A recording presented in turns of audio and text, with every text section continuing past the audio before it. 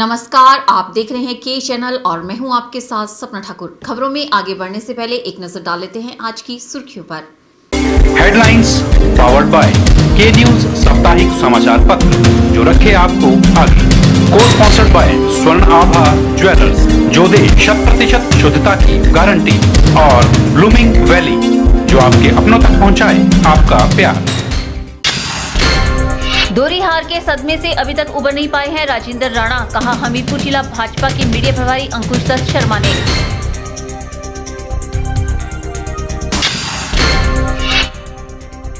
काला धन रखने वाले विपक्ष के नेता नोटबंदी का कर रहे हैं विरोध, आरोप लगाया प्रदेश भाजपा प्रवक्ता अजय राणा ने।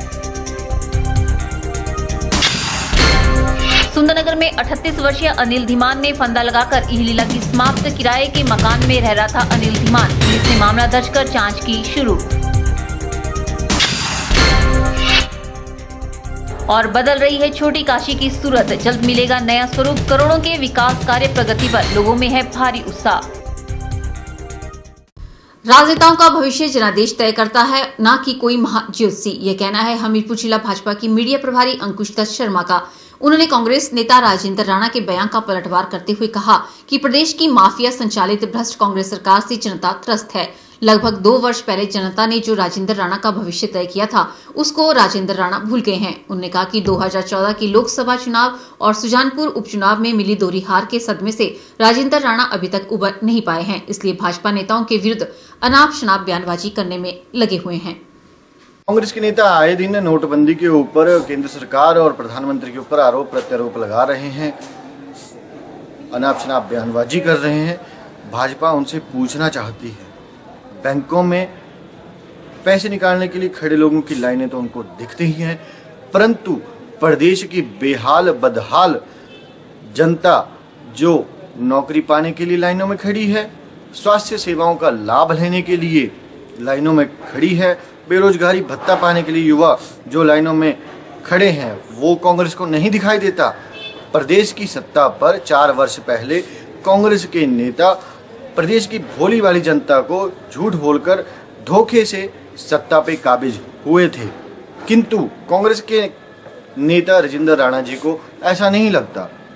ऐसा होना भी चाहिए, क्योंकि 4 वर्ष पहले राजेंद्र राणा जी ने निर्दलीय विधायक के रूप में चुनाव लड़ा था और उनका चुनावी एजेंडा कांग्रेस के चुनावी एजेंडे से बिल्कुल भिन्न था। तो उन्हें पता नहीं है कांग्रेस ने अपने चुनावी एजेंडे में प्रदेश की भोली वाली जनता के साथ क्या चुनावी वायदे किए थे, जिनको प्रदेश की सरकार अब भूल गई है, सत्ता के मजे लूट रही है। प्रदेश सरकार के मुखिया इन 4 वर्षों में अपने ऊपर लगे भ्रष्टाचार के इल्जामों से बचने के नए नए तरीके आए दिन ढूंढते रहते हैं, और प्रदेश सरकार ने कांग्रेस के हारे नकारे नेताओं को बोर्डों निगमों के अध्यक्ष उपाध्यक्ष बनाकर प्रदेश की जनता की गाड़ी कमाई उन पे लुटा रही है। भाजपा के ऊपर अनाप शनाप बयानबाजी में करने में लगे रहते हैं। भाजपा का मानना है 2 वर्ष पूर्व लोकसभा चुनावों में और विधानसभा चुनावों में मिली दोहरी हार के सदमे से राजेंद्र राणा जी अभी तक उबर नहीं पाए हैं, इसलिए वो आए दिन भाजपा नेताओं के विरुद्ध अनाप शनाप बयानबाजी करने में लगे रहते हैं। पीएम मोदी देश के हित के लिए कार्य कर रहे हैं, लेकिन विपक्ष के सभी नेता जिनके पास काला धन है वे नोटबंदी का विरोध कर रहे हैं। यह आरोप भाजपा राष्ट्रीय कार्यसमिति के सदस्य एवं प्रदेश भाजपा प्रवक्ता अजय राणा ने कंधार में जनसभा को संबोधित करते हुए लगाए। बोबर पंचायत के कंधार में पहुंचने पर अजय राणा का ग्रामीणों ने जोरदार नागरिक अभिनंदन किया और फूल मालाएं पहनाकर उनका स्वागत किया। कंधार में जनसभा को संबोधित करते हुए प्रदेश भाजपा प्रवक्ता अजय राणा ने कहा कि प्रधानमंत्री नरेंद्र मोदी लगातार दिन रात देश के लिए खड़े हैं और अपने 2 साल से ज्यादा के कार्यकाल में उन्होंने आज तक अपने मंत्रियों सहित एक भी छुट्टी नहीं की है। अजय राणा ने कहा कि प्रदेश सरकार में मुख्य संसदीय सचिव एवं सुंदरनगर विधानसभा क्षेत्र के विधायक सोनलाल ठाकुर अपने ही पंचायत के दायरे में आम जनता को मूलभूत सुविधाएं मुहैया करवाने में विफल रहे हैं।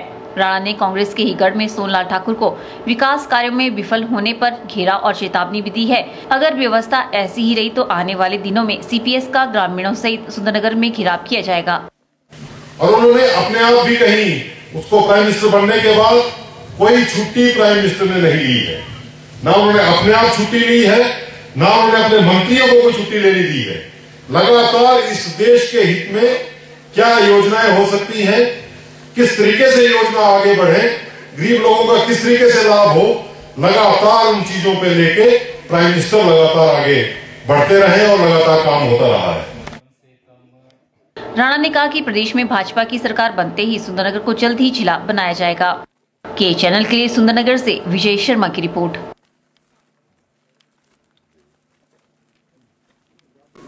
सुंदरनगर में सरकाघाट के कंद्योल गांव के अनिल धीमान उम्र 38 वर्षीय ने अपने किराए के कमरे में शनिवार दोपहर 2 बजे के करीब फांसी लगाकर आत्महत्या कर ली, जिसे उसके मकान मालिक ने अपनी गाड़ी में हॉस्पिटल तक पहुंचाया, लेकिन वहां डॉक्टर ने उसे मृत घोषित कर दिया। वहीं पुलिस ने मामला दर्ज कर जांच शुरू कर दी है।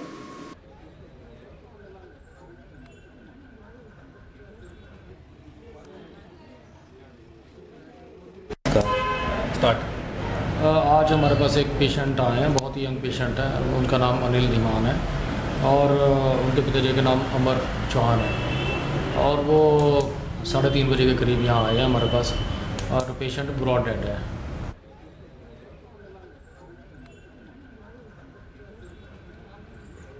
सीवरेज की शौचयुक्त गंदगी बड़े पैमाने पर सुकेती नदी और ब्यास नदी में गिरने से पानी प्रदूषित होता जा रहा है। ये कहना है किसान बचाओ संयोजक तेजा शर्मा का। शर्मा ने प्रशासन और सरकार से इन नदियों को बचाने के लिए ठोस कदम उठाने की मांग की है।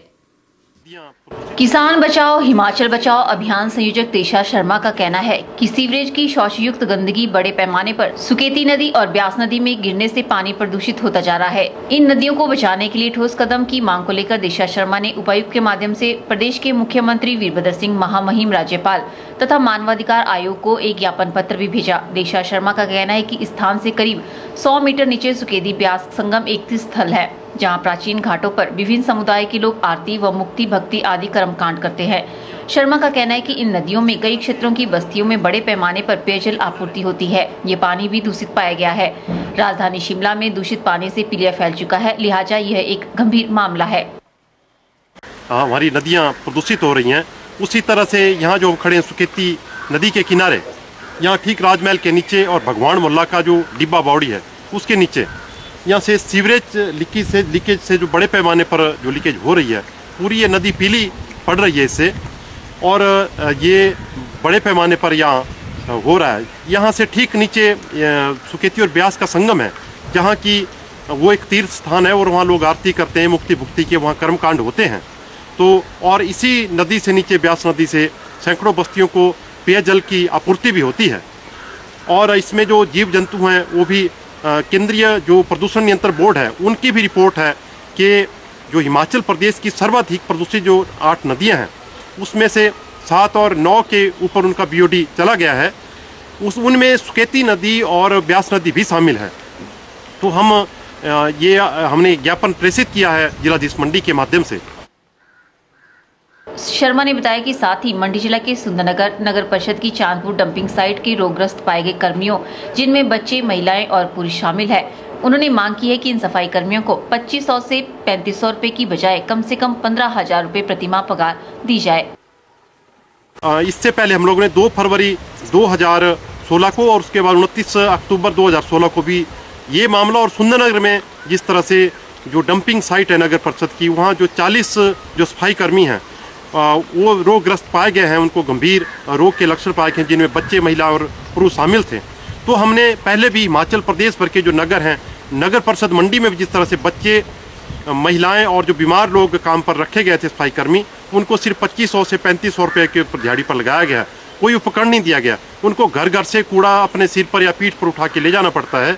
तो हमने इस मध्यकालीन से भी ज़्यादा जो घिनौनी जो यहाँ इस तरह से जो काम अपनी तरह का, जिसे हम मैला ढोने की तरह की प्रथा बता सकते हैं, तो इस कुप्रथा को बंद करने के लिए और साथ में ये जो वर्ग है इसके उत्थान के लिए हम लोगों ने ये ज्ञापन प्रेषित किए हैं। और ये जो नदियां हैं इनको इस प्रदूषण से प्रशासन बचाने का जल्द त्वरित कार्रवाई इस पर करे। तेजा शर्मा ने मांग की है कि करोड़ों के मैकेनिकल डस्टबिन ऑपरेशन सिस्टम घोटाले की न्यायिक जांच की जाए। तमाम क्लास 4 व स्वीपर, चपरासी, बेलदार कामगारों को अत्याधुनिक सुविधाएं देकर उनके पदनाम नगरवाहक, कार्यालयवाहक और देश निर्माता या नगर निर्माता जैसे सम्मानित पदनाम दिए जाए। कैमरा पर्सन युगल के साथ ब्यूरो रिपोर्ट, के चैनल मंडी।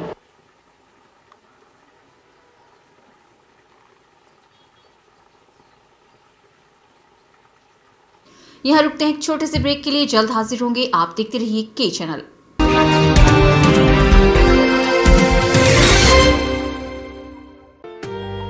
Sachdeva college Mandi Paddal coaching centre में army GD clerk, army technical, army nursing assistant, army tradesman, army DSP की कोचिंग स्टार्ट हो गई है। इसके साथ ही shortcut coaching methodology for GK, Hindi, maths, English and general science, topic wise test और mock test की तैयारी भी करवाई जाती है। तो सुनहरी भविष्य के लिए आज ही संपर्क करें सचदेवा कॉलेज मंडी, हिमाचल प्रदेश।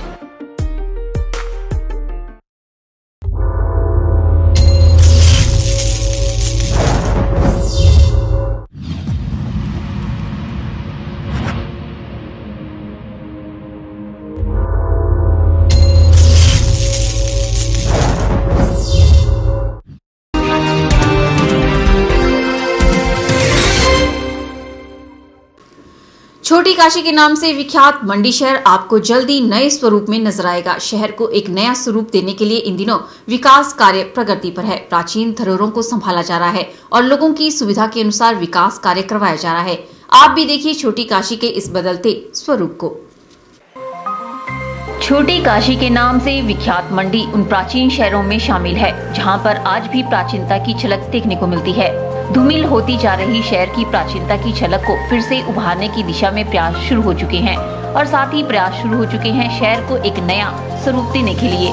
मंडी शहर में इन दिनों एशियन डेवलपमेंट बैंक के सहयोग से करीब 32 करोड़ के विकास कार्य करवाए जा रहे हैं, जिनमें टूरिस्ट इंफॉर्मेशन सेंटर बनकर तैयार हो चुका है, जबकि इंदिरा मार्केट की छत पर सौंदर्यीकरण, घाटों का सौंदर्यीकरण और विजय स्कूल की प्राचीन इमारत के नवीनीकरण का कार्य प्रगति पर है। इसी के तहत होने वाले चौहाटा बाजार के सौंदर्यीकरण का कार्य भी जल्द ही शुरू होने जा रहा है। उपायुक्त मंडी संदीप कदम का कहना है कि जो कार्य शुरू हो चुके हैं उन्हें जल्द पूरा किया जाएगा और बचे हुए कार्यों को भी जल्द ही शुरू किया जाएगा। एशियन डेवलपमेंट बैंक की तरफ से जो टूरिज्म के कार्य होने थे वो कार्य भी तेजी से प्रगति पथ पर है। उसमें से एक का तो जैसे आप सबको विदित होगा कि उद्घाटन भी हो चुका है। वहीं सरकारों के सहयोग से मंडी शहर में फुटपाथों का निर्माण किया जा रहा है ताकि लोगों को चलने में कोई दिक्कत न झेलनी पड़े। पटल मैदान का सौंदर्यीकरण किया जा रहा है। विक्टोरिया पुल के साथ नए पुल का निर्माण किया जा रहा है। बेसहारा लोगों के लिए रैन बसेरा बनने जा रहा है। आईटीआई तथा स्कोडी पुल पर राउंड चौक बनने जा रहे हैं। सबसे बड़ी बात, मंडी शहर के लोगों को अब 24 घंटे पानी मिलने वाला है। यह प्रदेश का पहला ऐसा शहर होगा जहां पर 24 घंटे पानी की सुविधा उपलब्ध होगी। 84 करोड़ की लागत से केंद्र और राज्य सरकार के सहयोग से इस योजना का निर्माण कार्य इन दिनों प्रगति पर है। सदर विधानसभा क्षेत्र के विधायक एवं कैबिनेट मंत्री अनिल शर्मा की माने तो आने वाले समय में भी उनके पास शहर के विकास को लेकर ढेरों योजनाएं हैं जिन पर कार्य होना बाकी है। अनिल शर्मा के अनुसार सारे कार्य मिलजुल कर होते हैं और इसमें जन सहयोग सबसे ज्यादा जरूरी होता है। शहर में प्लानिंग तो बहुत समय से थी, परंतु एग्जीक्यूट करने में समय लगा। स्कीमें जैसे पानी की स्कीम है, इसका काम चला हुआ था। लगभग 85 करोड़ की स्कीम अब शहर में पहुंची है और शहर के अंदर जो है पाइपों का बिछाने का काम चला हुआ है। मेरे तो बहुत बड़ी योजनाएं हैं, बहुत से काम करना चाहता हूं, परंतु जनता का समर्थन जो है वो भी मिलना चाहिए। तो यदि तालमेल से काम करेंगे तो शहर के और अच्छे काम शहर में करना चाहता हूं। शहर की बदलती तस्वीर को लेकर सबसे ज्यादा उत्साह लोगों पे देखने को मिल रहा है। शहर में जो विकास कार्य चल रहे हैं उससे लोग काफी ज्यादा संतुष्ट नजर आ रहे हैं। स्थानीय निवासी बंसीलाल के अनुसार देश बदल रहा है, तकदीर भी बदल रही है और साथ साथ शहर की तस्वीर भी बदल रही है। ये बहुत खुशी की बात है। देश बदल रहा है, तकदीर बदल रही है और मंडी भी बदल रही है। इस बात से मैं तो क्या, मेरा ख्याल है सभी लोग खुश हैं। जैसे हमारे आदरणीय अनिल शर्मा जी और हमारी नगर परिषद जो मिलके काम कर रही है, जैसे शहर के फुटपाथ हैं या चौटा बाजार को भी बदला जाएगा, जैसे नगर परिषद का डिसमेंटल की जा रही है। तो शहर में मेरा कहने का मतलब है नई से नई योजना आ रही है और अभी हर तरीके से जो कहा जाए तो शहर काफी चेंज हुआ है और आगे के लिए और चेंज होगा। और इसके लिए तो मैं कहूँगा मंडी शहर का एक हमारे लिए बड़ी खुशनसीबी है कि अच्छे अच्छे जो कार्य हो रहे हैं मंडी में, इतने मैं नहीं मानता कि किसी भी डिस्ट्रिक्ट में, जिले में हो रहे हैं। तो इस बात से तो मैं तो बहुत खुश हूँ। याद रहे कि 24 फरवरी 2017 से मंडी का अंतर्राष्ट्रीय शिवरात्रि महोत्सव शुरू होने जा रहा है और इस महोत्सव में न सिर्फ देश के लोग बल्कि विदेशी भी बड़ी तादाद में छोटी काशी पधारते हैं। ऐसे में सरकार, प्रशासन और नगर परिषद का ये प्रयास है कि इस बार के शिवरात्रि महोत्सव में छोटी काशी को एक नए स्वरूप में पेश किया जाए। यही कारण है कि इन विकास कार्यों को शिवरात्रि महोत्सव से पहले पूरा करने की दिशा में कार्य चला हुआ है। ब्यूरो रिपोर्ट, के चैनल। हिमाचल में अवैध बस संचालन पर प्रदेश सरकार सख्त हो गई है। अगर किसी भी क्षेत्र में अवैध तरीके से वॉल्वो बसें चलती हुई पकड़ी गई तो संबंधित क्षेत्रों के आरटीओ पर इसकी जांच गिरेगी। प्रदेश सरकार ने आरटीओ को सप्ताह में 2 से 3 दिन फील्ड में भी तैनात रहने के निर्देश दिए हैं।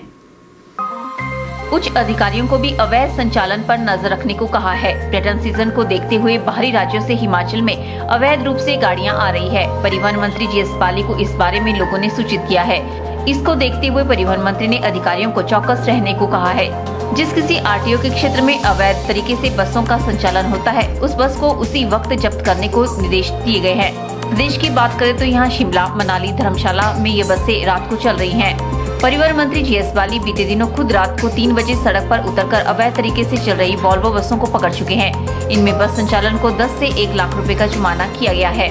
परिवहन मंत्री जीएस बाली का कहना है कि हिमाचल में अवैध तरीके से कोई भी वॉल्वो बस न चले, इसे लेकर आरटीओ और अधिकारियों को कार्रवाई करने के निर्देश दिए गए हैं। जिस क्षेत्र में बिना नियमों के तहत वॉल्वो बसों को पकड़ा जाएगा, वहां संबंधित आरटीओ पर कार्रवाई होगी। ब्यूरो रिपोर्ट, के चैनल। के चैनल में फिलहाल वक्त हो चला है एक और ब्रेक का। मिलते हैं ब्रेक के बाद।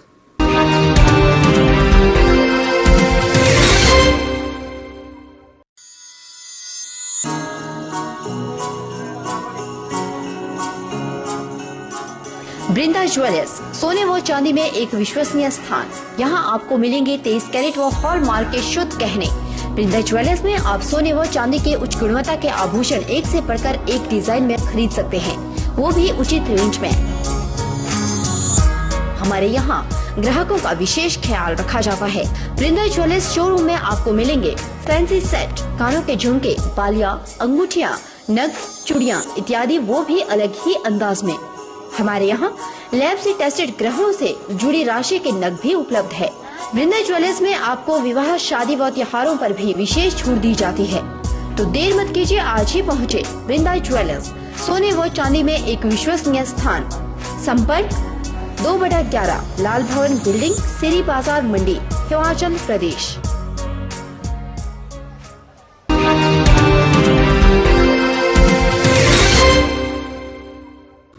मंडी शहर के ऐतिहासिक सिरी मंच पर सप्ताह में एक बार लगने वाली ग्रामीण हाट आज ग्रामीण महिलाओं की आर्थिकी को सुदृढ़ करने का एक बेहतरीन माध्यम साबित हो रहा है।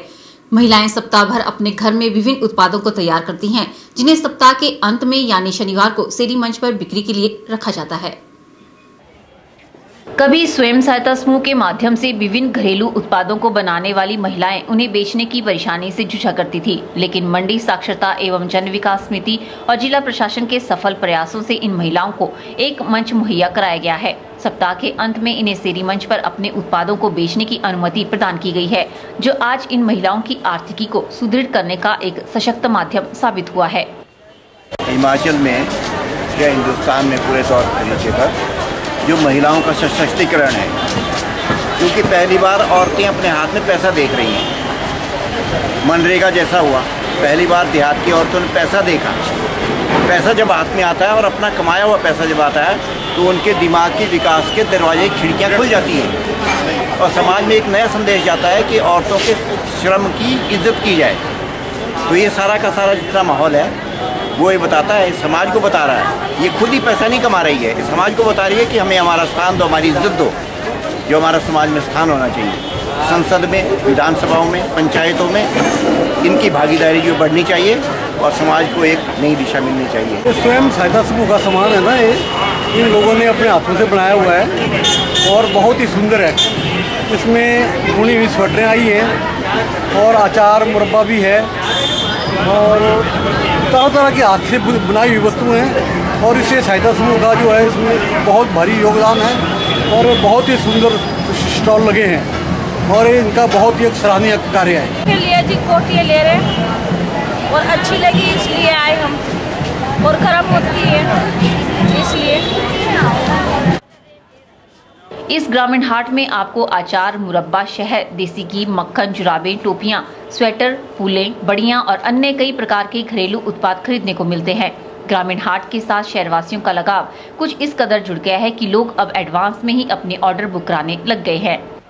हाँ, सभी ग्रुप जो है आजकल सर्दियों के दिनों में ज़्यादातर स्वेटर, शॉल और टोपी वगैरह लगाते हैं और इसके साथ ही हमारे लोकल प्रोडक्ट जो है पहले मेज़ पे जो है वहाँ पर सारे लोकल प्रोडक्ट होते हैं, जैसे दालें हैं और पथरी कट कोलत है और इसके साथ ही खाने के लिए हमने नए प्रोडक्ट तैयार किए हैं, जैसे कि सोयाबीन को जो है हमने अच्छी तरह से भिगो करके और उसको फ्राई करके जो है नमकीन अपनी मिठाई टाइप बना कर लाए हैं और भारी संख्या में बिक रही है। और इसके साथ ही हमने नमक जो है 12 मसाले वाला और 7 मसाले वाला और 9 मसाले वाला नमक जो है तैयार किया है। खासकर सर्दियों में जैसे खांसी हो जाती है, गला ख़राब हो जाता है, तो उसके लिए भी हमने नमक तैयार किया हुआ है। और इसके साथ ही यहाँ मेरा दुर्गा बहानी ग्रुप है, वो पंचायत लिहाड़ से आई हुई है नई महिला, और इन्होंने जो है बढ़िया जो है गमले तैयार किए हुए हैं। इसके साथ ही कैरी बैग हैं और समीजे वगैरह तैयार की है। गमले अपने हाथ से बनाती हूँ और बैग भी तैयार करती हूँ और समीजे वगैरह बनाती हूँ, बैग बनाती हूँ और समीजे बनाती हूँ, बैग छोटे बड़े बनाती हूँ। बहुत पसंद आए सबको, मैं क्लैट से आई हूँ। लोग वैसे खरीदारी भी कर रहे हैं इन चीज़ों की, खरीदारी कर रहे हैं? जी कर रहे हैं, बहुत पसंद आए, सब खरीद रहे हैं। सिटी मंच पर उत्पाद बेचने के लिए बहुत से स्वयं सहायता समूह आगे आए हैं, जिस कारण अब सभी को समय समय पर यहां बिक्री करने का अवसर दिया जाता है। कैमरा पर्सन युगल के साथ ब्यूरो रिपोर्ट, के चैनल, मंडी। पीले और नीले रंग के विशेष आई कार्ड जल्द ही राज्य बिजली बोर्ड में कार्य अफसरों और कर्मचारियों की पहचान बनेंगे। बोर्ड प्रबंधन ने हजारों बिजली बोर्ड कर्मचारियों के आई कार्ड बनाने की प्रक्रिया शुरू कर दी है। कार्ड बनाने का खर्च बोर्ड प्रबंधन उठाएगा। कर्मियों को कार्ड बनवाने के लिए अपनी 2 फोटो देनी होगी। नए पैटर्न से आई कार्ड बनाने के लिए विभागाध्यक्षों को आदेश जारी हो गए हैं।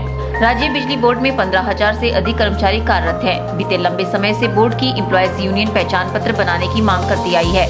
तर्क दिया गया है कि सचिवालय सहित अन्य विभागों में कार्यरत कर्मचारियों की तरह बिजली बोर्ड कर्मियों के भी पहचान पत्र बनने चाहिए। फील्ड में काम करते समय कई बार पहचान पत्र न होने के चलते कर्मचारियों को परेशानियों का सामना करना पड़ा है। कर्मचारी बिजली बोर्ड में तैनात है, यह पहचान करवाना मुश्किल हो जाता है। बोर्ड प्रबंधन ने इस मांग पर विचार करने के बाद पहचान पत्र बनाने के प्रस्ताव को मंजूरी दी है। सभी संबंधित अधिकारियों को पहचान पत्र बनाने का काम शुरू करने के लिए निर्देश जारी कर दिए गए हैं। एक फोटो पहचान पत्र पर लगाई जाएगी, दूसरी फोटो पहचान पत्र के रजिस्टर में लगाई जाएगी। सभी कर्मचारी अधिकारियों को पहचान पत्र अपने साथ रखना अनिवार्य होगा। ब्यूरो रिपोर्ट, के चैनल।